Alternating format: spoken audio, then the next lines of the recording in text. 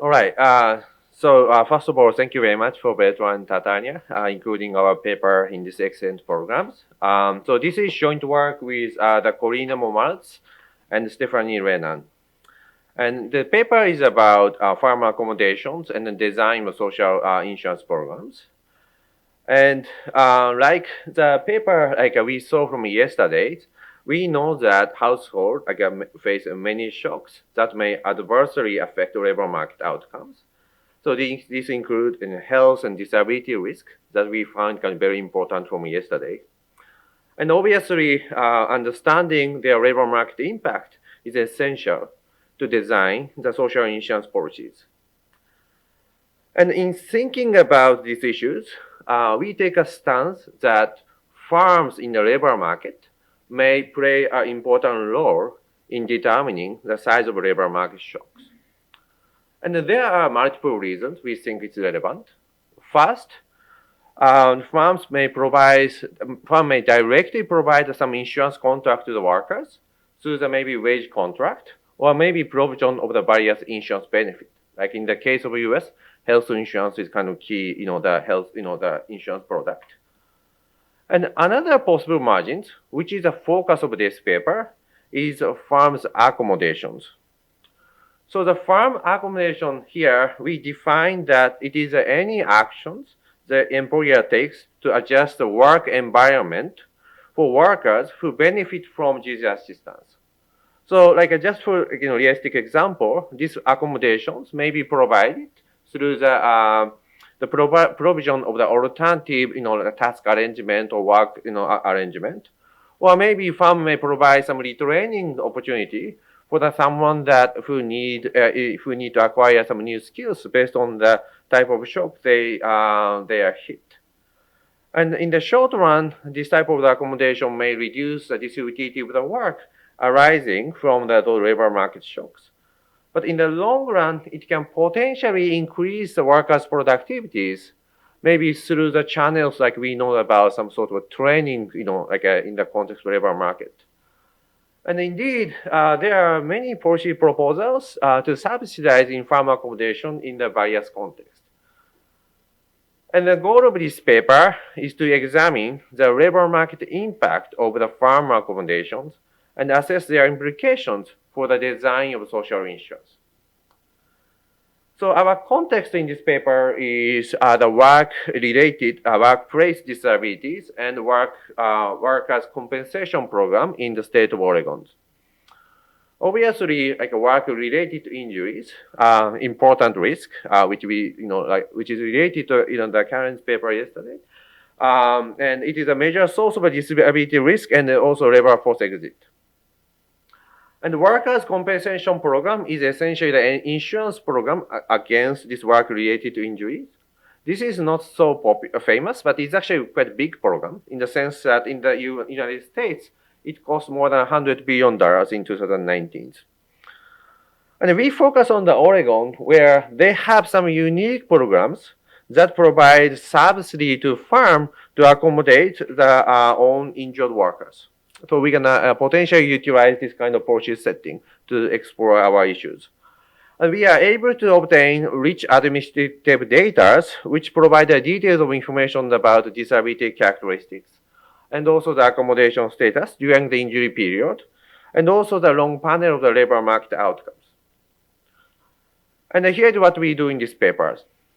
First, we estimate the effect of the farm accommodation incentive or subsidies on the accommodation provision and the labor market outcome. Our CREEi experimental design explored some policy change in the state of Oregon about subsidy for the farm. Two key findings.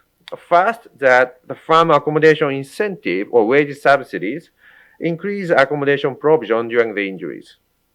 And we also find that this accommodation during the injury period increase the subsequent or post-recovery employment earnings. So therefore, such accommodation can potentially increase maybe human capital of the workers relative to the case the worker is not really accommodated. And motivated by these findings, we developed an estimate, the model which characterize the incentive of the farm accommodations. So Our model is a frictional labor market models with injury and accommodations. We feel like friction is actually important, particularly because we focus on the role of the farm in the papers. And then in this framework, accommodation have a two impact. The first, accommodation allow the workers to produce output during the injury period. And it can potentially reduce the workers' compensation cost farm need to pay because workers come back to job earlier so that workers don't get the benefit from the workers' compensation programs.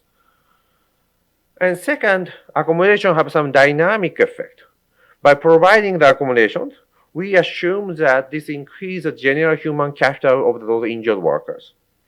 So we are thinking that accommodation are some like the human capital trainings in these papers. And then we are using this estimated model to evaluate the design of the accommodation subsidies.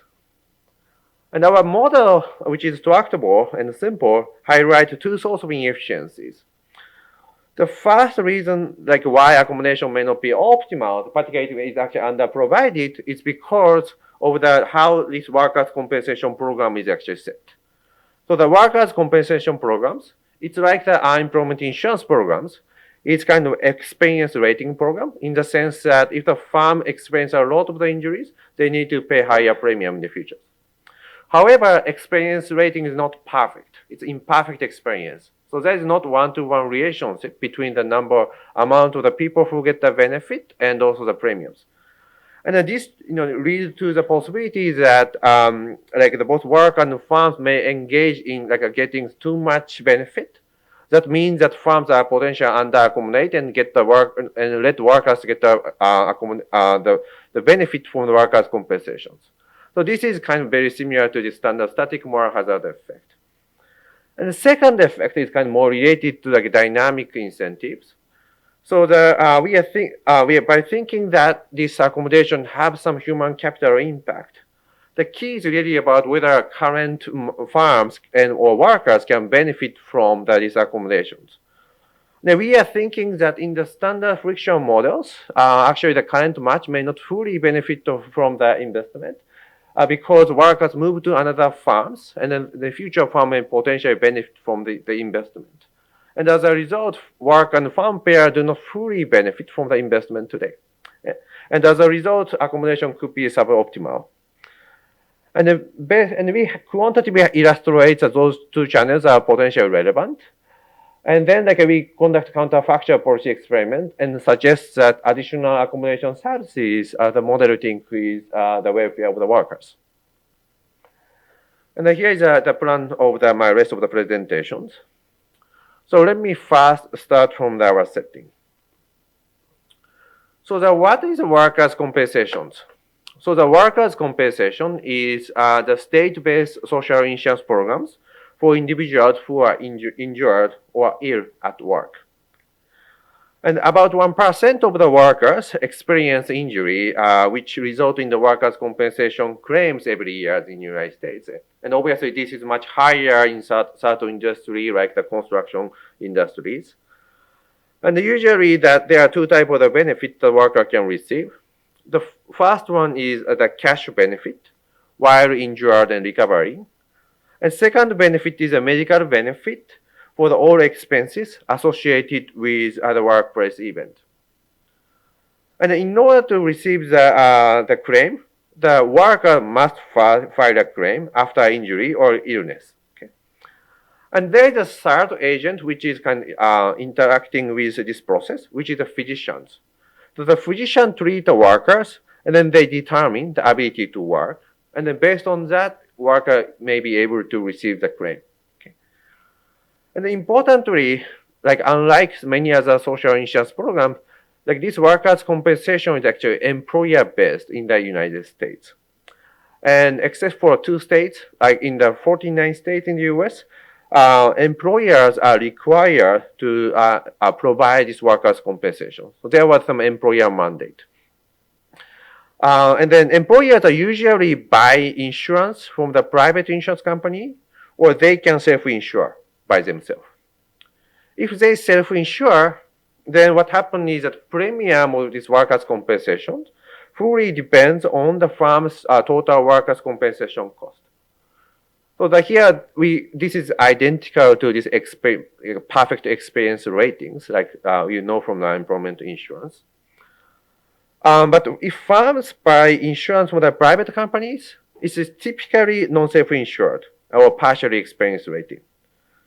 In the most of the company, actually a lot of the companies choose to be non-self-insured, so that imperfect experience rating is common. In this paper, we do not consider like the firm's decision whether they want to choose self-insured or not self-insured. And actually, this is more likely to be determined by the firm size. So large firms are more likely to be self-insured. So we take this feature as a given, and then we will look at its consequence about accommodations. So as I said, this paper focus. Oh yes, Martin. If it's not self-insured, you need that there's a cost externality to insure. Like it's not if I do my elsewhere, yeah, I'm fully passed through premium. Yeah. So I'm doing the insurance favor. Right? Yeah, so that you can actually also help other companies. Yeah. Yeah, and then so in this paper is about the firm accommodations, and so the accommodation can happen in different timings, particularly about work-related injuries. So in this paper, like we focus on the firm accommodation during the injury period, or sometimes this is called early accommodations, which actually the policymakers are a lot of interest in thinking about this design of disability programs.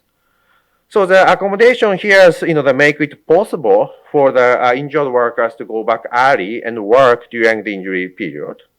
And maybe this is kind of provided. So the type of the accommodations kind of provided is really about, alternative work arrangement, or because maybe these workers cannot really work as the previous job they did before the injuries. Or like this type of job is considered a transitory job opportunities or different work schedules and so on.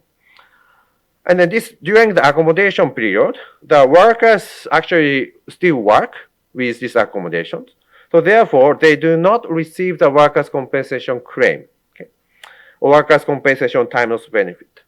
So this is a kind of a key margin that we need to, which may be relevant. So that means that if the firm accommodates workers, and these workers actually produce output, that means that these workers do not receive the benefit. So it turns out, therefore, this may potentially lower the premium that firm may pay in the futures. And what Oregon does is that Oregon subsidizes this type of the accommodations. And then they are doing it through the program called Employer at Injury Program, or EAP program. And then in the Oregon, firm can apply for this accommodation benefit through EAP if worker has some temporary injuries with some work restrictions. Okay? And then this must be an employer at injuries. Okay? So this subsidy cannot be available for the other companies. And also they must provide this transitional work opportunities while injured. Okay? So they need to provide that these workers can work because of the provision of some alternative arrangement.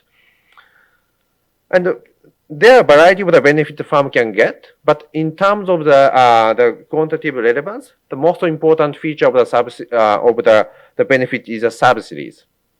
Firm can get the wage subsidy. So subsidies first go to the firm, which amount to the 50% of the workers, the pre-injured wage per hours. Okay, and then this wage subsidy is available up to like 66 work days, which is about maybe 3 months in maximum.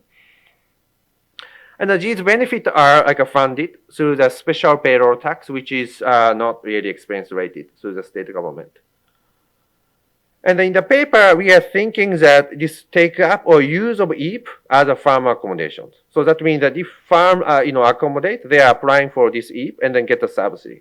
But this is actually providing accommodation because access of EAP is a function of the actual provision of the accommodations. So in the paper, we don't really look at some sort of what kind of accommodation firm provide. So that is partly related to kind of data limitations. We have some imperfect information, but we cannot really creatively utilize at this moment. So therefore, we are thinking more about extensive margin, whether firm accommodate or not accommodate. Okay.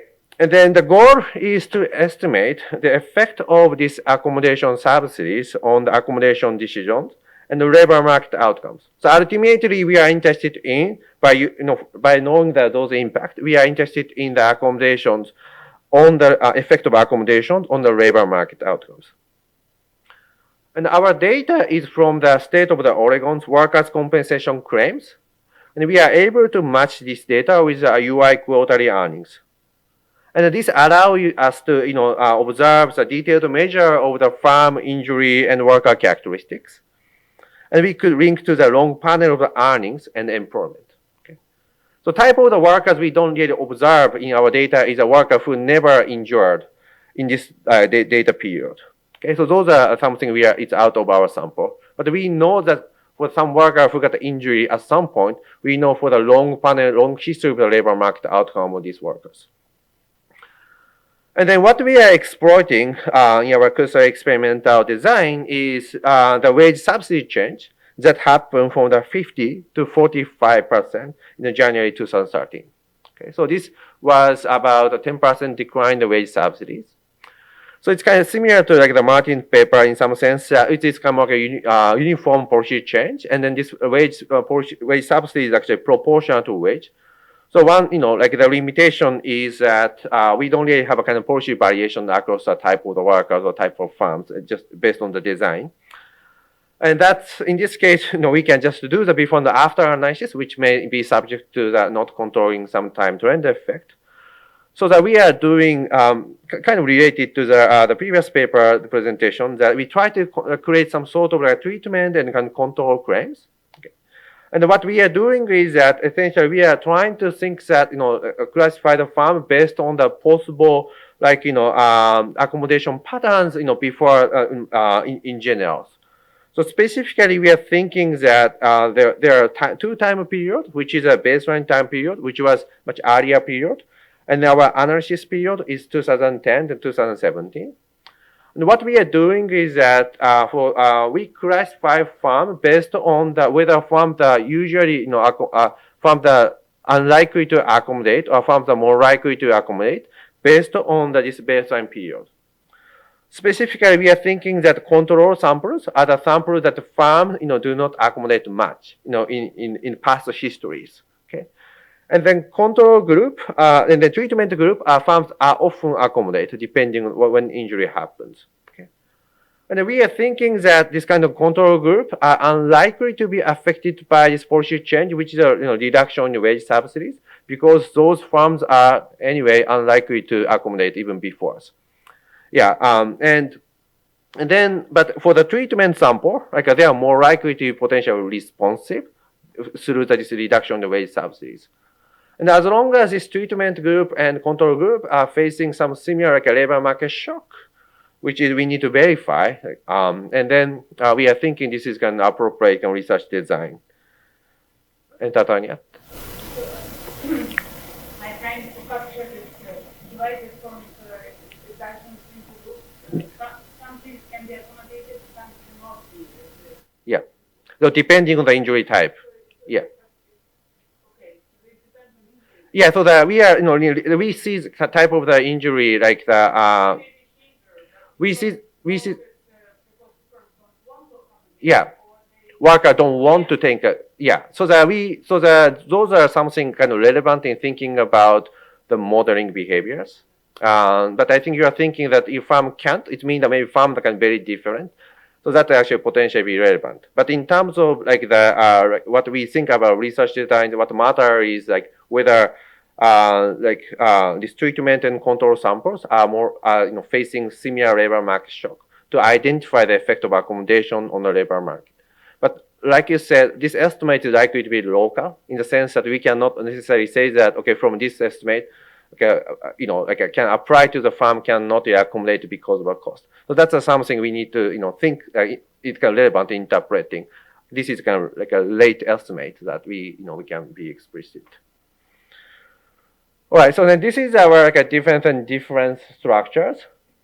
So based on the past use of like this, accommodation, like the utilization, we define that treatment samples are that belong to the claim from the farm which tend to accommodate or above the medians, and otherwise they are considered as a treatment sample. And then our interest of the parameter is the beta, which is the interactions between this treatment status and the policy implementations. And the outcome we look at is like this accommodation, like usage, EAP, and employment and other like outcome, like a job to job transition and so on. And then like we also like by using this kind of difference and difference, other kind of exogenous variations, we are also running the IV estimate, where our interest of the estimate is this parameters, which is the effect of the EAP on the labor market outcome. And here, our instrument of EAP is coming from our difference and difference variations. Let me show like some of the data patterns. So this is our like a full sample between 2010 and 2017. So this is again all the workers who got injured. Okay, so this is the characteristics we see from our claim data. So in general, there are more like the workers are actually male. And we see that about 26% of the workers are eventually accommodated based on our definition. And then we can see that the decomposition based on whether workers are accommodated or like not accommodated, or EPUs or non-EPUs. Okay. So by definition, if workers are in the EAP sample, it means that they are all accommodated. And non-EAP sample means that they are not really accommodated. Therefore, the accommodation rate is 0. But just looking at the difference, you tend to see that this EAP sample tends to have a slightly higher prior earnings. And then I think in the paper, we have also a bunch of comparison about injury characteristics and so on. So there are some slight difference, but it's not so huge. One kind of notable patterns I would like to say is about farm characteristics. So we observe in the farm characteristics, the characteristic of the farm that workers got injured. And then we tend to see that for the EAP sample, actually the claim comes more from the larger farms, and the claim comes more from the self-insured farms. So that means that workers in self-insured farms are more likely to be accommodated relative to the workers in non-self-insured farms. Okay? So this is kind of consistent with our argument that maybe experience ratings could be potentially relevant here. And then this is a comparison between treatment and control samples. So that by definition, like they should be kind of different because because they sort the workers in different type of the farms in general. Like that can be seen that maybe like I said, their treatment sample come from more from the self-insured farms.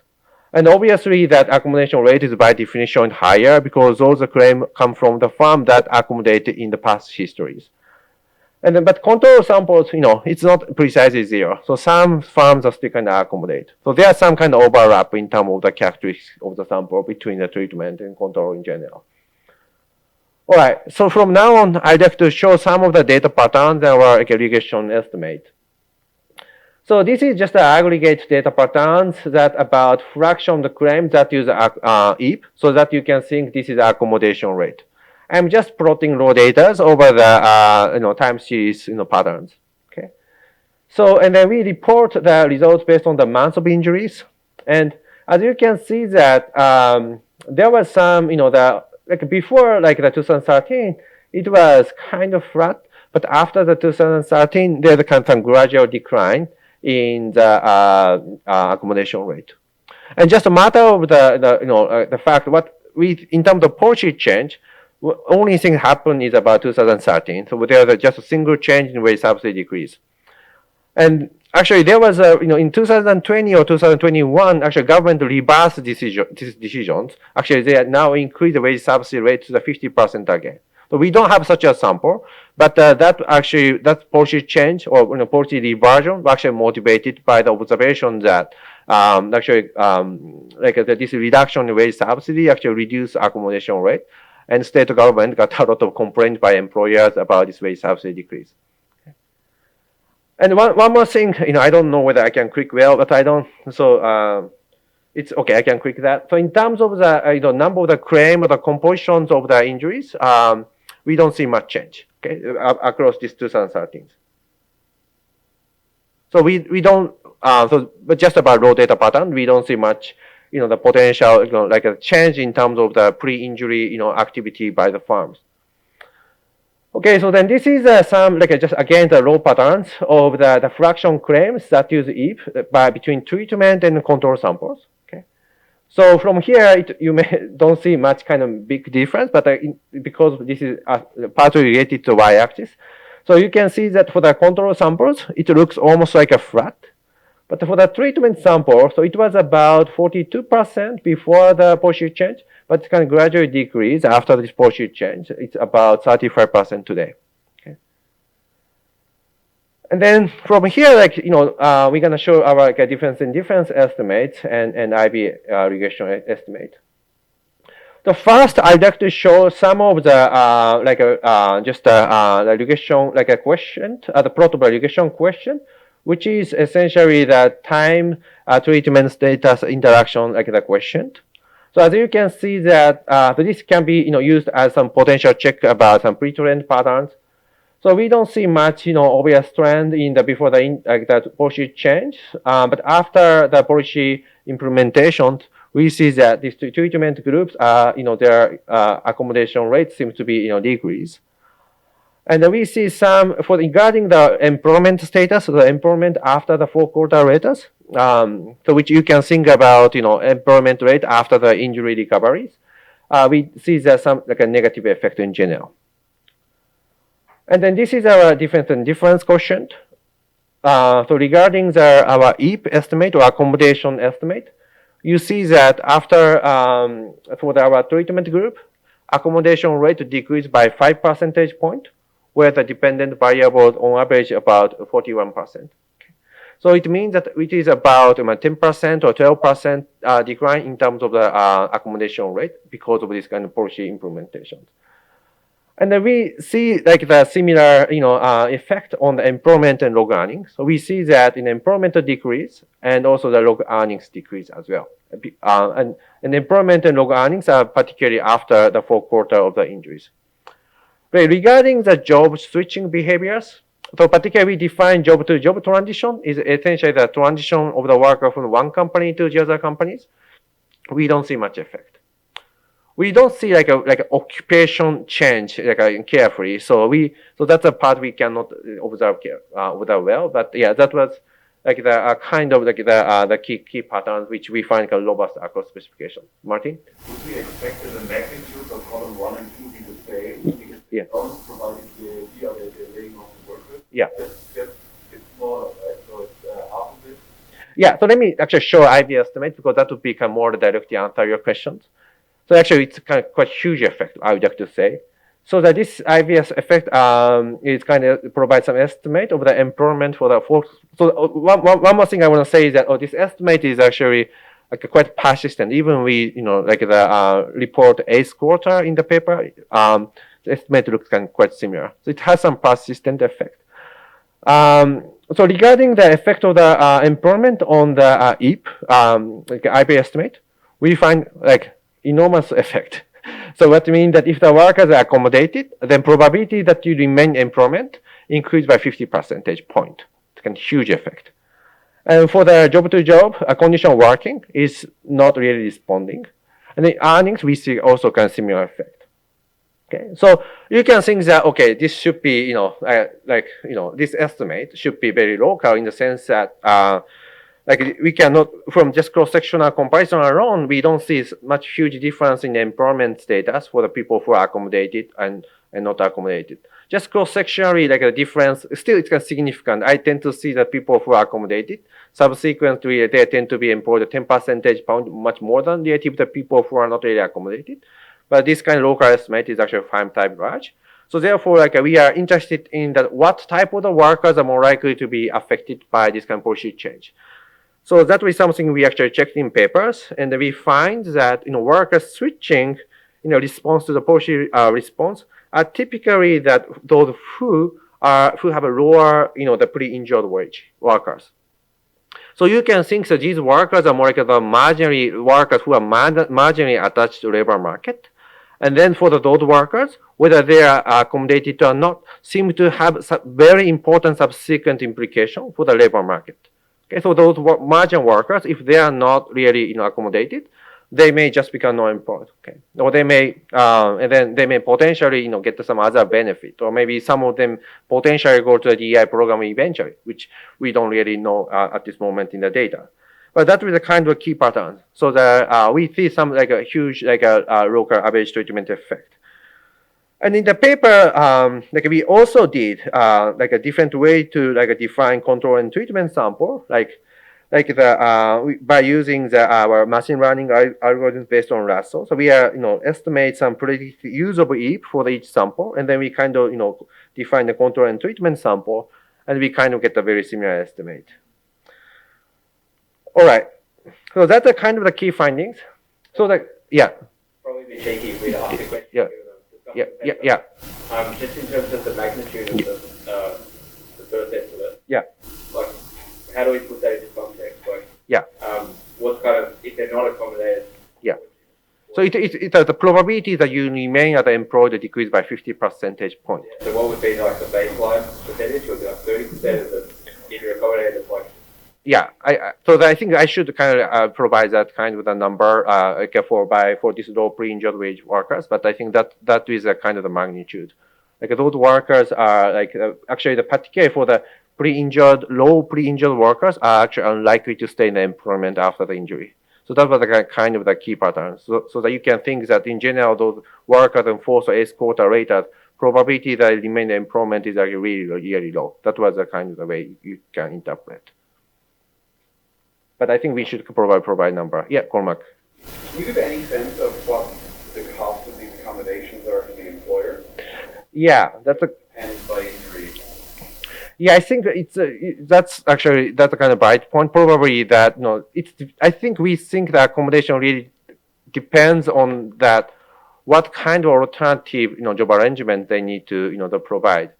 So I think this potentially depends on the firm's capacity, like whether they can assign some different tasks easily or not, or whether the providing some work hour reduction is for whether a firm can provide some suitable job for work hour reductions. And we think this therefore particularly depends on the firm's characteristics, whether they have ability to provide. I think that is probably kind of key margins.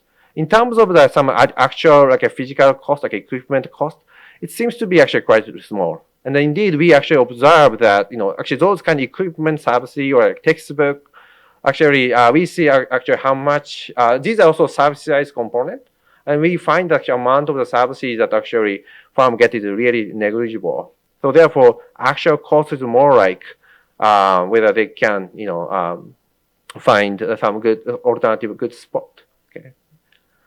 How much? 10 more minutes. Okay, yeah. So that's kind of a key findings. And then we would like to, motivated by this finding, we want to kind of better understanding the incentive of the farmer accommodations. One more additional note I would like to say is this lack of the effect on the job-to-job mobilities. And we think this is kind of informative to interpret how the accommodation work. If the accommodation have a more, provide some skills or possibilities that is very specific to the current firm, we should expect that maybe accommodation will reduce job mobilities. Okay? It's like a firm, whether a firm provide firm-specific human capital training or not. But we don't really finding that such an effect, and we kind of explore a lot. So we kind of motivated that we are kind of thinking that maybe accommodation may provide some useful skill for the future, not only for this firm but for the other firm. So that was the kind of how we think about effect of accommodation in terms of in our modelings.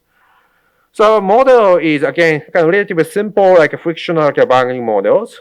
So let's consider that workers who are currently matched, worker with type X is actually matched with type Y. Okay, so for exploitation purpose, I will abstract some the type dependence for now. And these workers may potentially hit by some injury shock with some probability PJ. Okay? And then this injury is related to the duration of injury, which is amount of DJ, amount of the period. And then there are two key economic decisions in the models. First one is about bargaining decisions at the point which is made before the injury stage. And second one is renegotiation after the recovery from the injuries.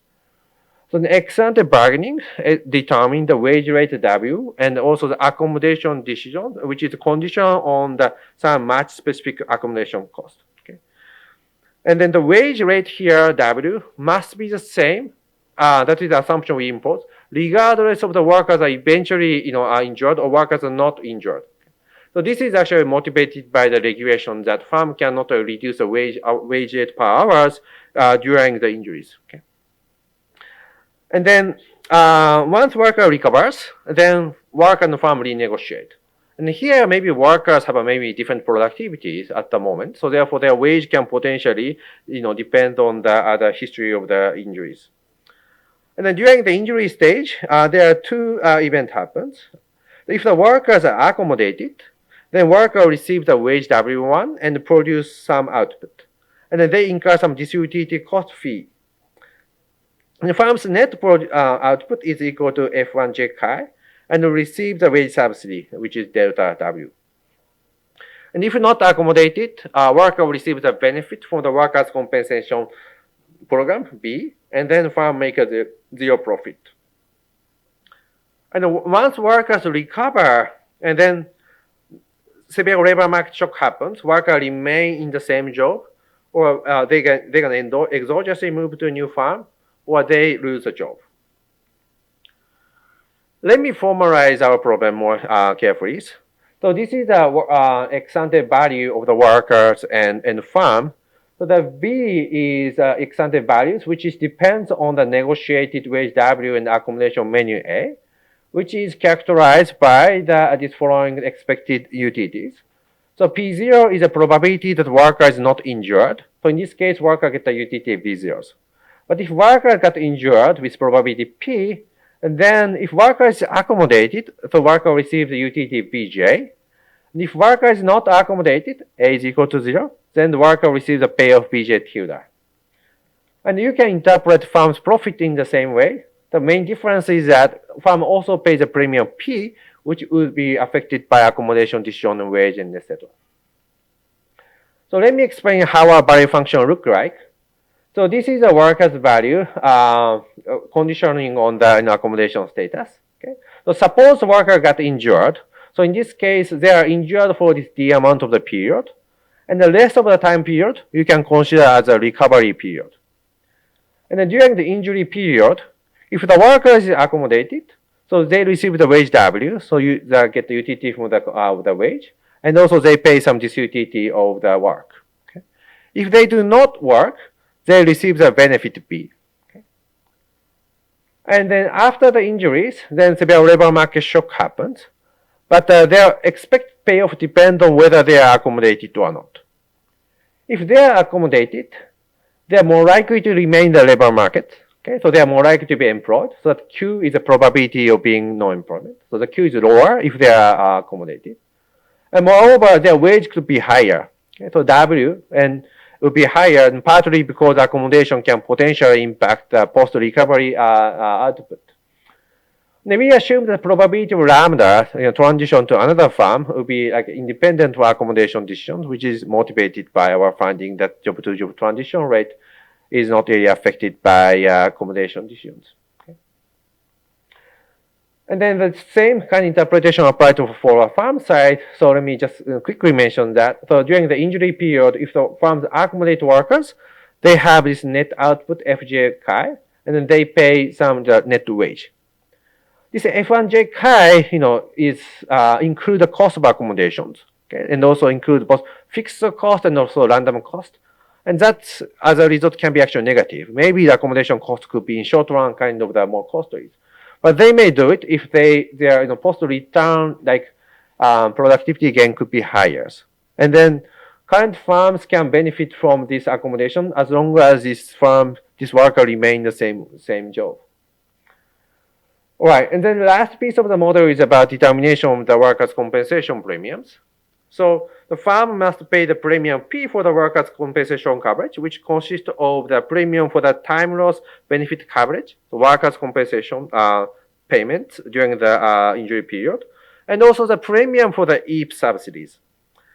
And this time loss premium can be the partially or like a fully expense rated. So depending on the type of a contract. If they are fully insured, then if firms are fully insured firm, or self-insured firm, I'm sorry, that they are fully expense rated. So in this case, their premium from this time loss benefit would be a full function of the probability that these workers take up the benefit from the workers' compensation.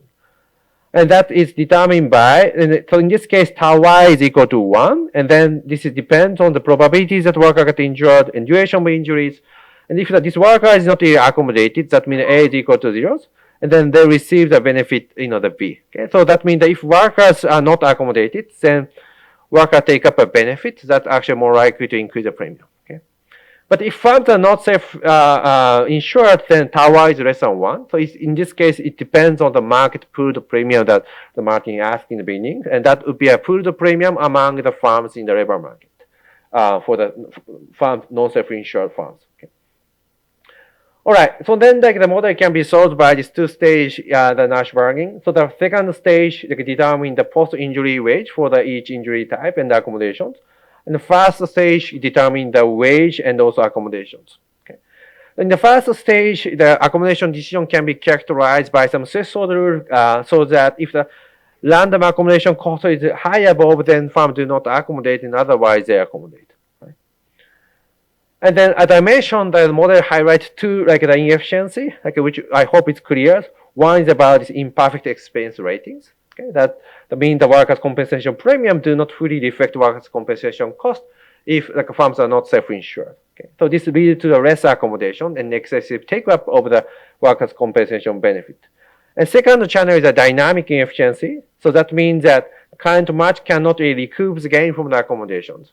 And if you are familiar with the labor literature, so this is the same idea that emphasizing Acemoglu-Pischke model in frictional labor market model with general human capital. That means the frictional labor market, general human capital training is actually underprovided. So we highlight that kind of the effect is relevant here. All right, then we are estimating the models using these Oregon's policy variation I mentioned, and then our estimation is proceeded in two steps. So the first step, we calibrate some parameter outside the models. This includes probability and duration of injuries, which we assume right now the exogenous in terms of policy change. And then the second part, we can estimate inside the models by inductive inference and exploiting this policy variation in subsidies.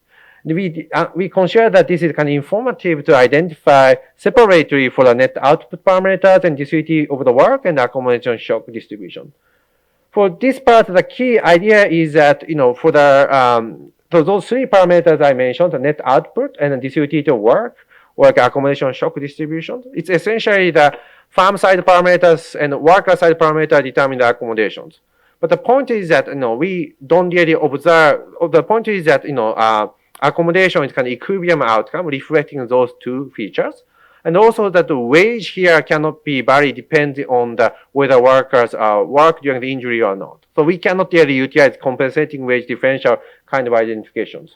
So therefore, what we are using is that we can use this kind of policy variation as thinking about this labor demand side shock to separately isolate farm side parameters and worker side parameters. All right, so because I don't really have much time, I want to say that so net output is actually quite low, or even actually negative during the injuries. That was our findings. And then we also find the disability to work is actually much higher for low-wage workers than high-skilled workers. So in terms of some of the counterfactors, let me just illustrate a few. So this is a benchmark accommodation rate based on the match characteristics based on the worker skill type and the self-insurance status, expense rating status. So what we find is that if we reduce workers' turnover lambdas, we tend to see that accommodation rate go up, particularly for the non-self-insured firms. And if we increase, if we make every firm self-insured, then again for the non-self-insured firms, we see the accommodation rate actually go up. So therefore, both kind of the inefficiency seems to be relevant in explaining the variation in the accommodation rate. Also, some of the primitive matters, something like distributive work, if we reduce the distributive of the work for low-skilled workers, again, the accommodation rate go up. So both primitives and friction matters. And then this is the one counterfactor I want to mention. So this is about the welfare impact of changing this wage subsidy for the accommodations. So that means we are optimally we are looking at the welfare impact of the policy parameter delta, the wage subsidies, and then we are looking at its welfare impact on the workers. Okay? And we are doing this as like a revenue neutral policy change. As I said, the benchmark, like our welfare subsidy rate is about 50%, and the left-hand side figure report ex ante worker welfare, and the right-hand side measures post-injury workers' welfares. Okay? And then in general, what we find is that a possible amount of the subsidy is actually welfare maximizing, in the sense that zero wage subsidy is reduced welfares. But if I measure this welfare from the consumption equivalent from the ex-ante perspective, welfare gain is almost nothing. It is about 0.00, like 1 or 2%. And this is partly because the probability of the injury is really small. Just 1% of the people got injured. And also, this policy itself doesn't provide some sort of a consumption smoothing. That is kind of important in terms of thinking about the welfare gain for the ex-ante perspective. The reason is that the wage rate must be the same, okay, for the injured and non-injured. So therefore, we look at the welfare change for the worker who actually got injured. That is the timing that we can measure the welfares. And then we find here that there's some non-trivial welfare change.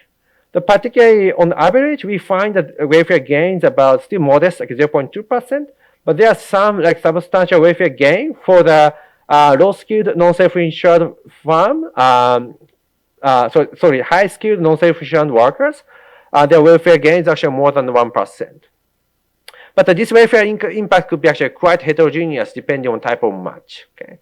So that kind of suggests that maybe the better policy design, maybe we should target policies based on the workers or farm characteristics, because different type of the match actually benefit and pay from this kind of policy change. All right, so that is the paper is about. So let me summarize. So that we use the detailed administrative data of the workers' compensation program to produce some quasi-experimental evidence on the farm accommodations. We show that accommodation is sensitive to the farm side incentive, and accommodation has some longer run effect on employment and earnings. And using the model of the frictional labor market with farm accommodations, and we show that like this labor market frictions and also moral hazard through this insurance contract characteristics can lead to the underinvestment. And our counterfactual policy simulation suggests that maybe the potential role for the farm to play the active role in encouraging workers to return to work and after the disability. That's all about our papers at this moment. And thank you so much. Cool. Well, thank you very much for putting on the conference, Bertrand and Tatiana, and everyone involved. It's been a great 2 days. I've enjoyed being back in person, meeting so many people. I was really happy to discuss this paper. I think it's a really exciting paper, and I learned a lot from reading it. So the key policy question that in terms of the specific question, in my opinion, was should governments incentivize employers to accommodate recently injured workers while they're still recovering, and how much? And so the focus is on a unique wage subsidy program in Oregon, where there seems to be a lot of interesting policies taking place. And so what are the trade-offs kind of with this kind of program?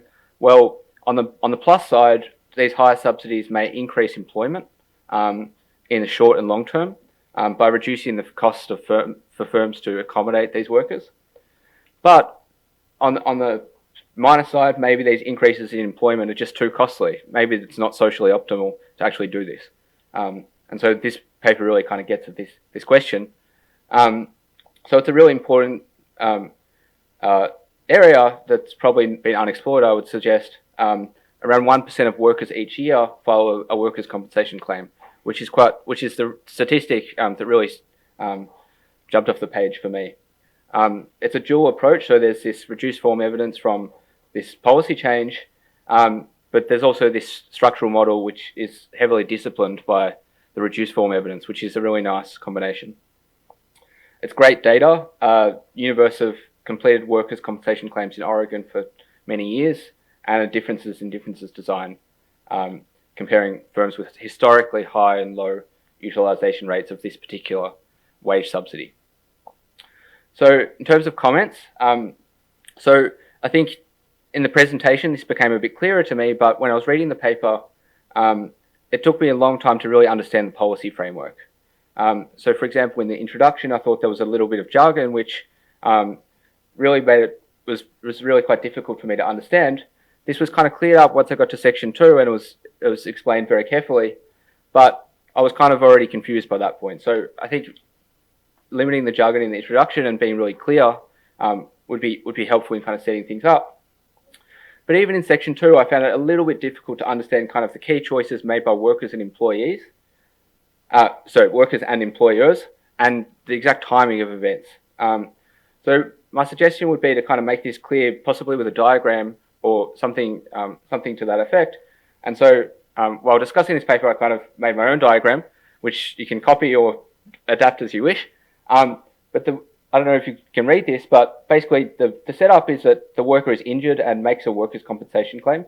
So this is kind of assumed to be exogenous in the model and the setup. They kind of are granted this claim.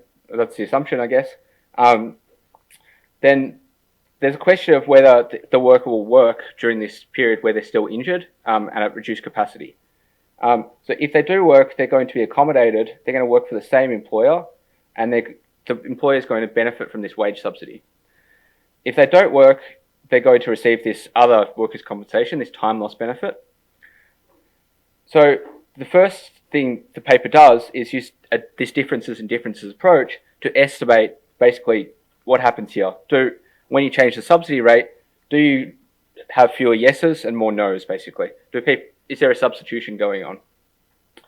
The second part of the paper is going to do this IV estimation. So conditional on, it's going to look in the longer term, so post-recovery, it's going to look at what happens to employment. So is the worker going to be more likely to be employed if they're accommodated in the short run? That's this kind of second question. And this is going to be estimated by these IV estimates. We're also going to look at job-to-job transitions, whether the worker switches employers, and earnings as well. So that's kind of how I saw the setup, but something like this could be really helpful in kind of explaining it.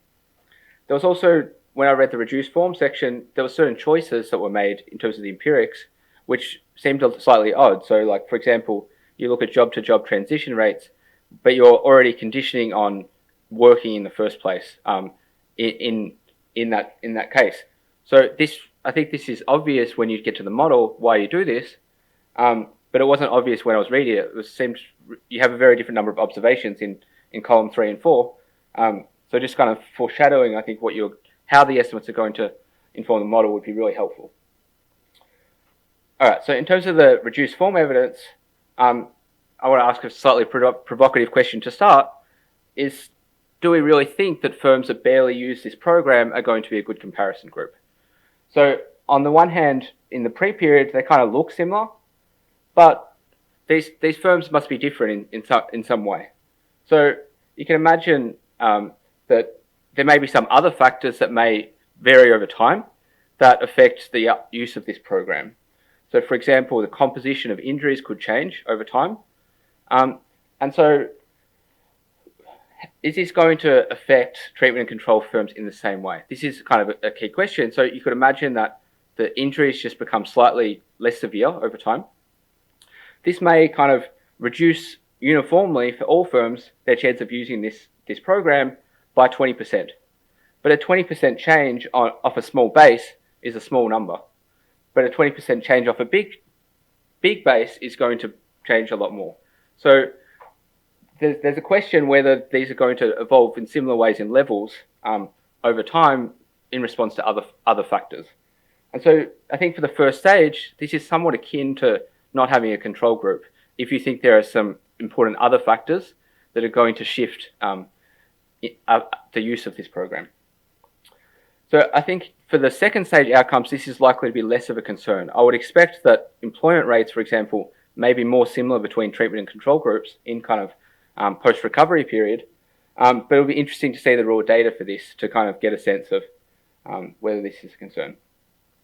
So the second thing I want to talk about is there's a sharp, at least the way I read it, there's a sharp discontinuity in incentives at this date, 2013, but we see kind of a delayed response, or a response that kind of phases in over time. So we don't really see statistically significant effects on the use of this program until late 2015, which is kind of 2.5 years after this reform change. So there may be explanations for this, but in the paper it wasn't particularly discussed, and I think it's really important. So in terms of the credibility of this effect, it really needs some explanation, in my opinion.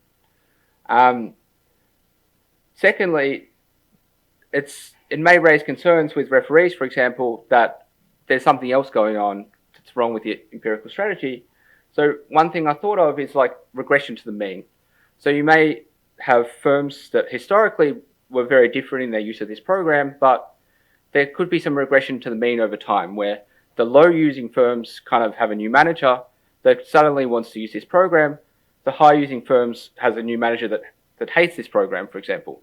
And these two lines could just be converging over time in the absence of nothing happening. So that's kind of something that I think you should think about carefully.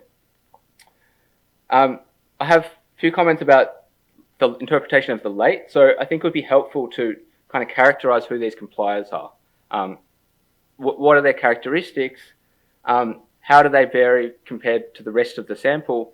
I think this is going to be important because you're identifying your structural model based off a fairly small change in the subsidy rate from 50% to 45%, but you're going to kind of extend that to 0% to 100%.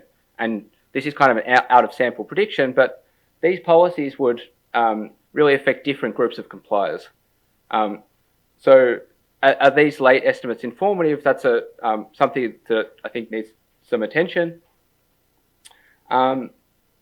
Yeah, so just also in terms of the magnitude, so this 53 percentage point effect is really large. So that's a huge effect. As I sort of raised the question before, it would be helpful to kind of understand what the change is. Is it from 30% to 85%? I think in the raw data, if this is really that large, you should be able to see some other striking patterns. So, for example, states that don't have these schemes, you would expect kind of much lower employment rates post these workplace injuries 4 quarters after. So there should be some other patterns in the data that you can really support this finding with. So that's something to think about. In terms of the structural model, this is not my area, but I've found the analysis very interesting and well executed. I particularly like the exposition about mechanisms.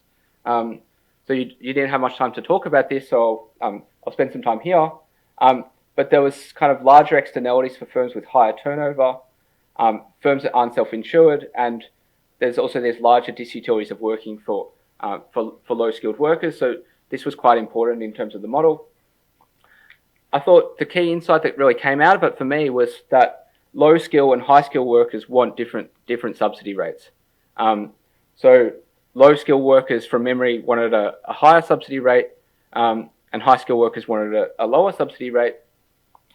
So you kind of alluded to this point, but it would be really nice to quantify the welfare gains from moving to this policy environment where you kind of set different subsidies for these two groups of workers. And I just found this insight came quite late in the paper, and I think it was really important. So if you can kind of move it forward in some way, it would be, I think, beneficial. So the final point was the model showed the effects of these different subsidies on welfare, but I really want to understand the intuition for kind of what the trade-off was in terms of this optimal rate. So you show kind of how welfare is affected across these different subsidy rates, but I would also like to see how employment is affected under the different subsidies, and also kind of what the trade-off is, what the downside is from boosting employment. Like, there must be a downside here, and it wasn't really obvious, like reading the paper, kind of what the cost is. I think essentially the cost is that you're over-insuring and you're going to be paying premiums that are too high, and your ex-ante wages are going to be are lower as a result, but it wasn't obvious to me. So just kind of mapping out the benefit and the downside in terms of you kind of have the net effect with welfare. That would be kind of interesting. So yeah, final comment is, yeah, there's also a literature kind of about the effects of the Americans with Disabilities Act on the employment of people with disabilities. One of these papers, this is quite an interesting literature. There's this JPE paper by Angus and Asa that found this reform, which was designed to kind of help disabled workers. The key finding of this paper was that it had negative effects on the employment of disabled individuals.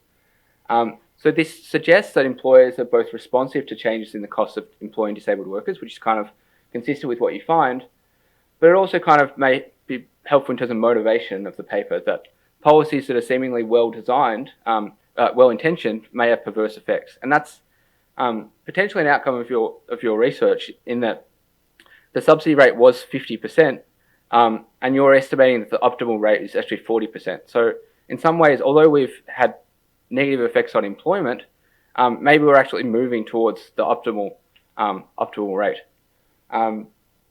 Yeah, so that's all I had. I have a few more slides that are just very minor comments, but I'll send you my slides, and hopefully all these comments will be helpful.